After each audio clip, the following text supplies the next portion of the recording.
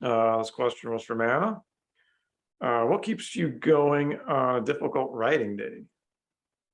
That's kind of, I thought that was an interesting one just because it's kind of so ever present, maybe. Everybody's had it, maybe more than easy writing days. So, any thoughts, tips, strategies, thought experiments? I'm gonna let my stacked up novelist friend go first. Fair enough. Yeah, well, so I'm a bad case study because there have been a lot of times where the crushing weight of failure and inadequacy is what wins the day, and that becomes the day.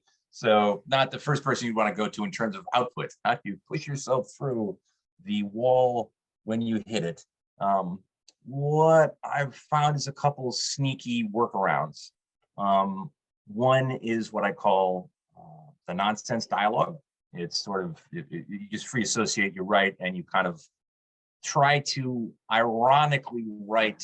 I believe the term is something like the default mode network, the voice that's always in your head, the narrative that's always going on constantly, and you start actually jotting that down. In other words, any self-defeating talk or discouragement or frustration or angst, you try to write that down and you get a little distance from it, and maybe you deliberate, because I try to make it a little funny or a little ironic or a little acerbic or a little biting. And so kind of trying to mainline the negative self-talk and get a little ironic distance from it, make it a little funny, a little self-deprecating.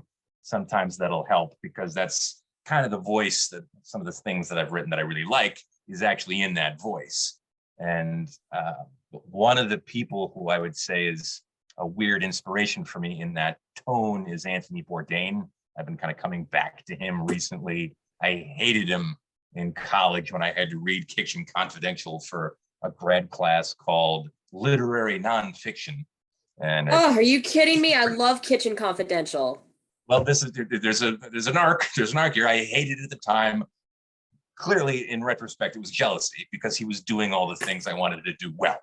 And so my hatred, well, he's just this bad boy chef bitching about food and the difficulties, the pirates in the kitchen. And I still had PTSD from working as a waiter. So I knew what the cacophony in the kitchen was. And yeah, it took me about 4 years and I came full circle. So Anthony Bourdain is now one of my literary heroes in terms of personality, voice, that acerbic, kind of self-deprecating, but also clearly he's working through stuff in his writing. And so, yeah, finding inspiration in people that you like Anthony Bourdain, but also kind of figuring out that the self-defeating voice can actually be something that could lead to output, because I think he did that all the time. We have that in common. Anthony Bourdain is a hero of mine. I grew up watching No Reservations and A Cook's Tour before that, and read Kitchen Confidential in my 20s. And I remember laughing out loud during some of the scenes. You know, there's a famous character he has in these books who's a real person, Adam, no last name unknown, or Adam, last name unknown, who famously makes amazing bread. He's a bread savant. He's also a drug addict, and he's crazy. And so I encourage anybody to pick up this book. For a long time before he passed away, it was out of print, which was really sad. But now you can find it anywhere, and it's amazing. It's a great depiction of the underbelly of working in restaurants, and yeah, it has a lot of that self-deprecating tone that I think he did so well. You know, and I think it takes a lot of skill to be as funny as he is when dealing with some of the things he talks about, like heroin addiction and, you know, people doing meth and, you know, that ordering food. Really, he even describes how to order food for a restaurant. I mean, it's you educate yourself a lot, but also, again, yeah, one of the funniest books I've ever read. So that's amazing. For me, I suppose every day is a difficult writing day. But I taught myself to think of it as allowing yourself to write poorly. And there's a famous book by Anne Lamott, Bird by Bird, that I'm sure a lot of people had to read like the freshman year in English, right?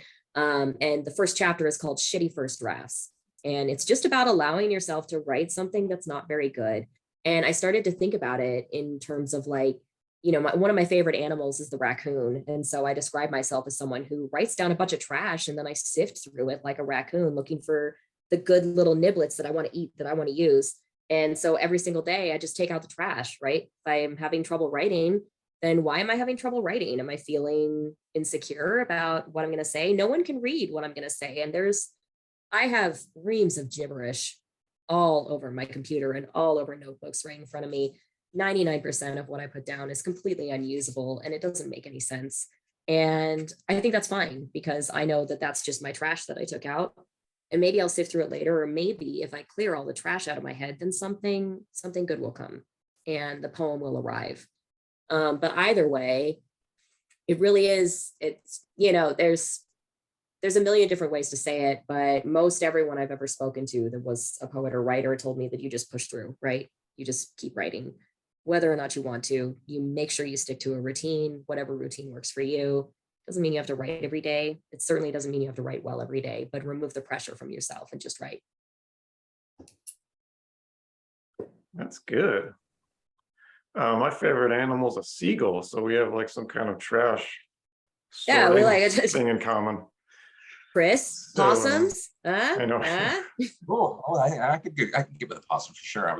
Sloth would normally be my go-to. Based on the, goodness, Love a the sloth too. slow motion determination I like.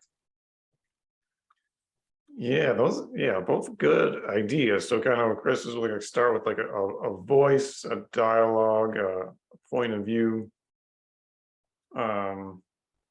Rachel's like just volume, get it out, write bad, allow make yourself trash. to write bad, make trash.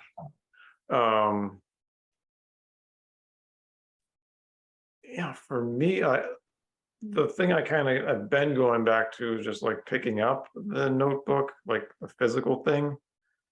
And so even if it is instead of maybe Chris's method of like writing down internal dialogue, my fallback has been like listening to something and just like picking out, you know, words or phrases that come through listening. So if I'm listening to a podcast, just have the notebook, write down, try not to really filter too much, but you're just, you know, you're kind of just doing it naturally or intuitively. And just, you know, so what gets me caught up is kind of the pressure to like create something or to like make something up, or to, I'm just not good at that. Like, what am I'm not thinking anything good right now. So how am I going to write anything down? So that just kind of short circuits that. Like, okay, I'm just writing down what I'm hearing. And sometimes you can get somewhere with it. Sometimes it takes you somewhere else. And sometimes you can actually, you know, piece things together that weren't naturally together, but they align in a certain way. So I think that works, but it does like hook up to the voice thing. I think that's like a really important, because you're hearing somebody else's voice maybe, and that's a nice break sometimes. That's good. I mean, I wrote that down too, because like the use of external prompts, I didn't mention it, but I keep little lists on my phone. And one of them is just weird things people say to me that I write down and I say, I like that. And I just published a poem that somebody just said something to me in a workshop. And I was like, I like that. Can I have that? I'm gonna write that down. Can I steal that? And 2 years later, the poem came out somewhere. So you never know where the idea will find you. So when I'm really having trouble writing, I also pull up my phone and I just pull up like, what did my friend say to me? And then I use that as a prompt. Like, this is the first line of this poem, write a poem off of this and just generate something.